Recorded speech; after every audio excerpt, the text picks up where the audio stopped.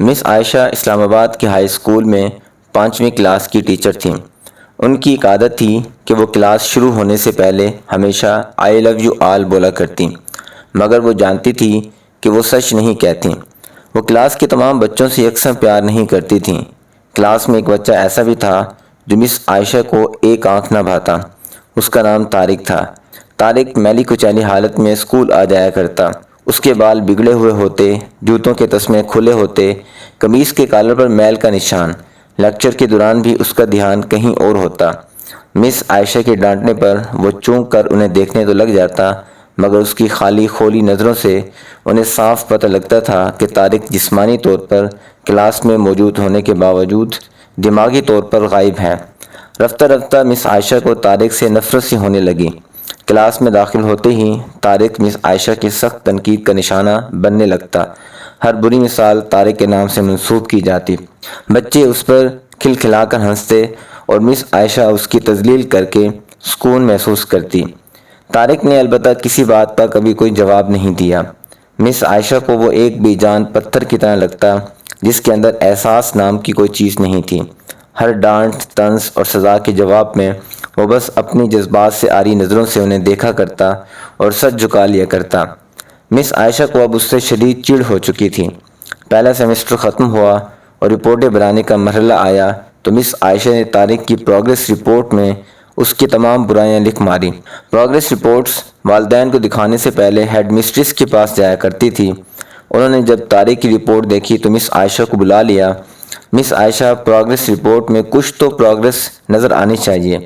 آپ نے تو جو کچھ لکھا ہے اس سے طارق کے والدین اس سے بالکل نا امید ہو جائیں گے۔ میں معذرت خواہ ہوں مگر طارق ایک بالکل بدتمیز اور نکما بچہ ہے۔ مجھے نہیں لگتا کہ میں اس کی پروگریس کے بارے میں کچھ لکھ سکتی ہوں۔ مس عائشہ نفرت انگیز لہجے میں بول کر وہاں سے اٹھ گئی۔ ہیڈ مسٹریس نے ایک عجیب حرکت کی۔ انہوں نے چپراسی کے ہاتھ مس عائشہ کی ڈیسک پر طارق کی گزشتہ سال کی پروگریس رپورٹس رکھوا دی۔ اگلے دن مس عائشہ کلاس میں داخل ہوئیں تو رپورٹس پر نظر پڑی۔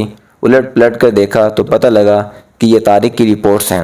پچھلی کلاسوں میں اس نے یقیناً یہی گل کھلائے ہوں گے، انہوں نے سوچا اور کلاس 3 کی رپورٹس کھولی۔ رپورٹ میں ریمارکس پڑھ کر اس کی حیرت کی کوئی انتہا نہ رہی جب انہوں نے دیکھا کہ یہ رپورٹ اس کی تعریفوں سے بھری پڑی ہے۔ طارق جیسا ذہین بچہ میں نے آج تک نہیں دیکھا۔ انتہائی حساس بچہ ہے اور اپنے دوستوں اور ٹیچر سے بے حد لگاؤ رکھتا ہے۔ آخری سیمسٹر میں طارق نے پہلی پوزیشن حاصل کر لی ہے۔ مس عائشہ نے غیر یقینی حالت میں کلاس 4 کی رپورٹ کھولی۔ طارق نے اپنی ماں کی بیماری کا بے حد اثر لیا ہے۔ اس کی توجہ پڑھائی سے ہٹ رہی ہے۔ طارق کی ماں کو آخری سٹیج کا کینسر تشخیص ہوا ہے۔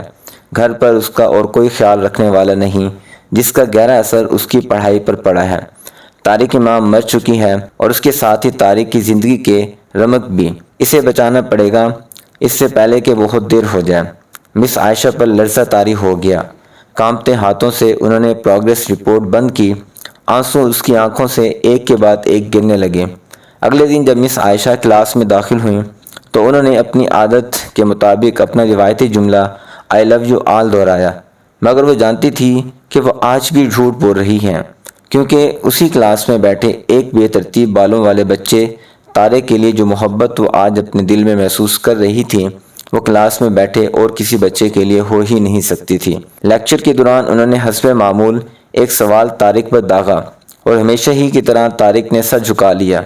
جب کچھ دیر تک مس عائشہ کی طرف سے کوئی ڈانٹ پھٹکار اور ہم جماعت ساتھیوں کی جانب سے ہنسی کی آواز اس کے کانوں میں نہ پڑی تو اس نے حیرت سے سر اٹھا کر اس کی طرف دیکھا۔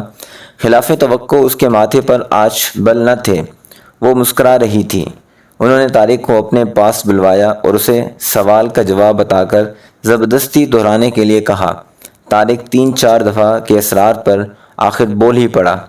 اس کے جواب دیتے ہی مس عائشہ نے نہ صرف خود پر جوش میں آ کر تالیاں بجائیں بلکہ باقی سب سے بھی بجوائیں۔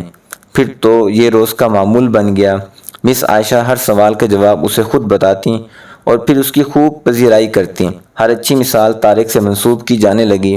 رفتہ رفتہ پرانا طارق سکوت کی قبر پھاڑ کر باہر آ گیا۔ اب مس عائشہ کو سوال کے ساتھ جواب بتانے کی ضرورت نہ پڑتی۔ وہ روز بلا نقص جوابات دے کر سب کو متاثر کرتا۔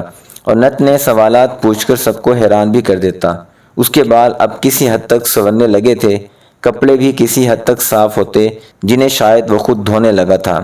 دیکھتے ہی دیکھتے سال ختم ہو گیا اور طارق نے دوسری پوزیشن حاصل کر لی۔ الوداعی تقریب میں سب بچے مس عائشہ کے لیے خوبصورت تحفے تحائف لے کر آئے اور مس عائشہ کے ٹیبل پر ڈھیر کرنے لگے۔ ان خوبصورتی سے پیک ہوئے تحائف میں ایک پرانے اخبار میں بد سلیقہ طرز پر پیک ہوا ایک تحفہ بھی پڑا تھا۔ بچے اسے دیکھ کر ہنس پڑے۔ کسی کو جاننے میں دیر نہ لگی کہ تحفے کے نام پر یہ چیز طارق لایا ہوگا۔ مس عائشہ نے تحائف کے اس چھوٹے سے پہاڑ میں سے لپک کر اسے نکالا۔ کھول کر دیکھا تو اس کے اندر ایک لیڈیز پرفیوم کی آدھی استعمال شدہ شیشی اور ایک ہاتھ میں پہننے والا ایک بوسیدہ سا کڑا تھا جس کے زیادہ تر موتی جھڑ چکے تھے۔ مس عائشہ نے خاموشی کے ساتھ اس پرفیوم کو خود پر چھڑکا اور ہاتھ میں کڑا پہن لیا۔ بچے یہ منظر دیکھ کر حیران رہ گئے، خود طارق بھی۔ آخر طارق سے رہا نہ گیا اور مس عائشہ کے قریب آ کر کھڑا ہو گیا۔ کچھ دیر بعد اس نے اٹک اٹک کر مس عائشہ کو بتایا کہ آج آپ سے بالکل میری ماں جیسی خوشبو آ رہی ہے۔ وقت پر لگا کر اڑنے لگا۔ دن ہفتوں، ہفتے مہینوں اور مہینے سال میں بدلتے بھلا کہاں دیر لگتی ہے، مگر ہر سال کے اختتام پر مس عائشہ کو طارق کی طرف سے ایک خط باقاعدگی کے ساتھ موصول ہوتا جس میں لکھا ہوتا کہ میں اس سال بہت سارے نئے ٹیچر سے ملا مگر آپ جیسا کوئی نہیں تھا۔ پھر طارق کا اسکول ختم ہو گیا اور خطوط کا سلسلہ بھی۔ کئی سال مزید گزرے اور مس عائشہ ریٹائر ہو گئی۔ ایک دن انہیں اپنی ڈاک میں طارق کا خط ملا جس میں لکھا تھا، اس مہینے کے آخر میں میری شادی ہے، آپ کی موجودگی کے سوا شادی کا نہیں سوچ سکتا۔ ایک اور بات، میں زندگی میں بہت سارے لوگوں سے مل چکا ہوں، آپ جیسا کوئی نہیں ہے، فقط ڈاکٹر طارق۔ ساتھ ہی جہاز کا ریٹرن ٹکٹ بھی لفافے میں موجود تھا۔ مس عائشہ خود کو ہرگز نہ روک سکتی تھیں۔ انہوں نے اپنے شوہر سے اجازت لی اور وہ دوسرے شہر کے لیے روانہ ہو گئی۔ عین شادی کے دن جب وہ شادی کی جگہ پہنچی تو تھوڑی لیٹ ہو چکی تھی۔ انہیں لگا تقریب ختم ہو چکی ہوگی، مگر یہ دیکھ کر ان کی حیرت کی انتہا نہ رہی کہ شہر کے بڑے بڑے ڈاکٹر، بزنس مین اور یہاں تک کہ وہاں موجود نکاح خواں بھی اکتایا ہوا کھڑا تھا، مگر طارق تقریب کی ادائیگی کے بجائے گیٹ کی طرف ٹک ٹکے لگائے ان کی آمد کا منتظر تھا۔ پھر سب نے دیکھا کہ جیسے ہی یہ ٹیچر گیٹ سے داخل ہوئیں، طارق ان کی طرف لپکا اور ان کا وہ ہاتھ پکڑا جس میں انہوں نے اب تک وہ بوسیدہ سا کڑا پہنا ہوا تھا اور انہیں سیدھا اسٹیج پر لے گیا۔ مائک ہاتھ میں پکڑ کر اس نے کچھ یوں اعلان کیا، دوستو، آپ سب ہمیشہ مجھ سے میری ماں کے بارے میں پوچھا کرتے تھے اور میں نے سب سے وعدہ کیا تھا کہ جلد آپ سب کو ان سے ملواؤں گا۔ یہ میری ماں ہے۔ ہماری تھوڑی سی توجہ، تھوڑا سا پیار کسی کے دل میں ایسا گھر کر جاتا ہے کہ وہ ہم کو رتبہ عطا کرتا ہے جس کا ہم تصور بھی نہیں کر سکتے۔